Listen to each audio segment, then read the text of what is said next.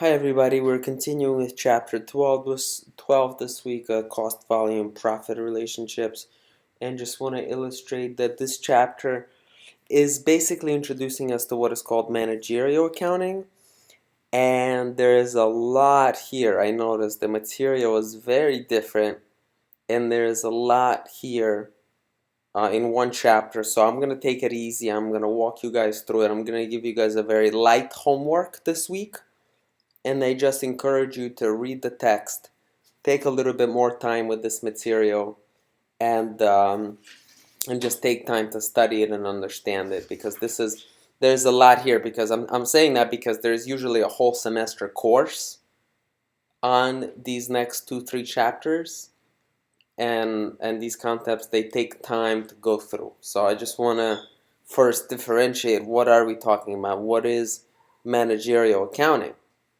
And managerial accounting, compared to financial accounting, which is what we've been doing, is more about internal planning, decision making by management, as opposed to financial accounting is all about reporting of what's going on. So managerial accounting is a lot more abstract.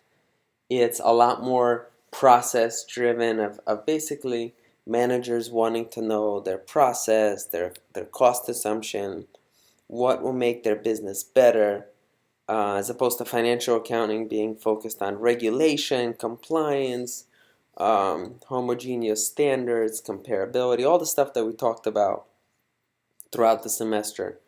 So this is much more inward focused, specific, and even the stuff that we're going to look at, it's different industry to industry, or almost different company to company.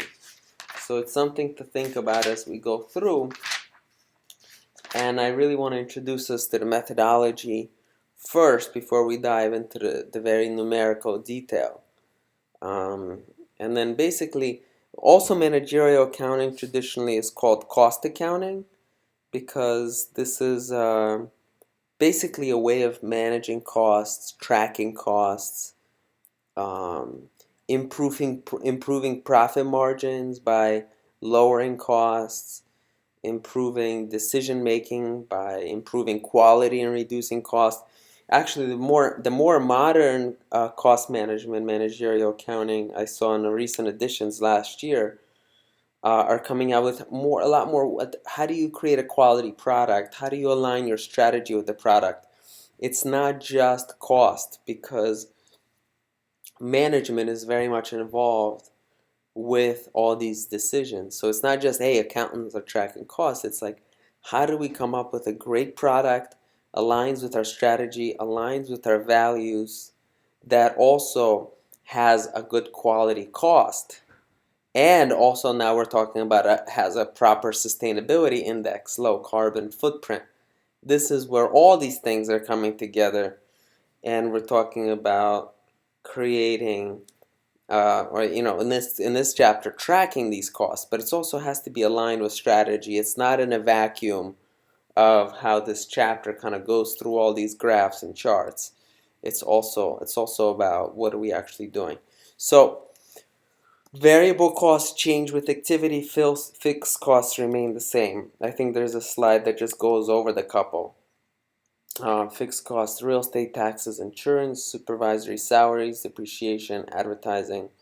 Variable costs: raw materials, direct labor, factory utilities, sales commissions, and shipping costs. So basically, we're trying to get into the mode of understanding what is the situation with production giving these variable costs. Of course, total cost is fixed cost plus variable cost, and and and um, and basically variable cost can be kind of computed on a per unit level times the unit activity. So that's kind of like where we understand, we start to think of like, hey, our fixed cost could be $350 plus 30 cents per machine hour times 6,000 machine hours, we get $21.50 for the total cost. So if we think about producing Nikes, that can be a very much applicable, hey, we have a fixed cost, again, of all these items: real estate taxes, insurance, supervised depreciation, and then variable costs: raw materials, labor, factory utilities, sales commissions, shipping costs. So this is all very applicable for making Nikes, and very much start breaking down methodically where the costs coming from, how can we manage them, how can we track them. And I was just reading a recent article about Nike about how are they improving their profit margins. Why is their stock price rising? A big part is that they are now using 3D printing, which is allowing them to use 25% less labor. So that's less variable cost per unit. So less variable cost per unit is going to give you less cost per unit, and basically the price stays the same, or they're commanding actually higher prices because quality is higher and a profit margin is higher. So that's where we're coming from. I want you guys to be thinking as you read this chapter, still think, hey, how is this impacting the business? How is this impacting the profit margin? How is this impacting the growth of the earnings? And then we look at the math on a detailed level as well in the next one.